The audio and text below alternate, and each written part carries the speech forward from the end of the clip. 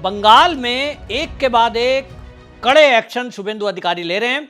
और इसी कड़ी में उन्होंने बहुत सारे टीएमसी के जो लीडरों के खिलाफ जनता की शिकायत थी, अपराध के केस थे, भ्रष्टाचार के केस थे, उसमें पुलिस और सीआईडी को लगाया है।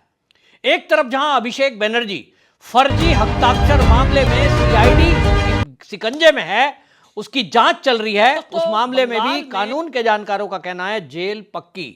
दूसरी तरफ ईडी ने अब चार्जशीट दाखिल कर दी है।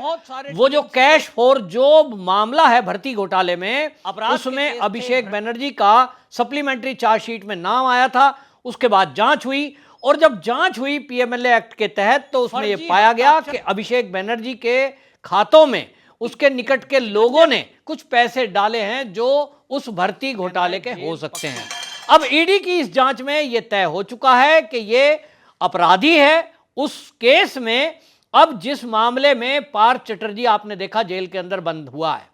अब इस मामले में ये जो चीजें खुली हैं, इससे एक बात पक्का हो गया कि एक तरफ जहां फर्जी हस्ताक्षर मामले में अभिषेक बनर्जी फंसा है, वहीं अब भर्ती घोटाले में भी जो चार्जशीट दाखिल हुई है, उस चार्जशीट में हालांकि खुलासा तो नहीं हुआ है क्योंकि वो कोर्ट में जाएगी, वहां दस्तावेज होंगे, लेकिन जो सूत्र हैं उनके हवाले से ये बताया जा रहा है कि अभी तक की जो जांच हुई है और जिस तरह से जांच का तरीका है कि अभिषेक बनर्जी को ईडी के अधिकारियों ने जांच के लिए बुलाया और एक दिन बुलाया तो 8 घंटे, एक दिन बुलाया तो 6 घंटे, ये जो लंबी पूछताछ है ये बता रही है कि कहीं ना कहीं कुछ ना कुछ ऐसे सबूत ईडी के हाथ लगे हैं कि बहुत बड़ा गंभीर मामला इसमें बनता हुआ दिखाई दे रहा है और इसीलिए अभिषेक बनर्जी का जेल जाना तय माना जा रहा है। अभिषेक बनर्जी से घंटों पूछताछ ये बता रही है कि मामले में कहीं ना कहीं ईडी के हाथ जो सबूत लगे हैं उसमें कुछ उनको पैसे का लेन देन का खुलासा हुआ है। और देखिए, ये हो भी नहीं सकता कि राज्य में यदि कोई शिक्षा मंत्री जिसको ममता बनर्जी अपना भाई बोल रही है, वो खुलेआम,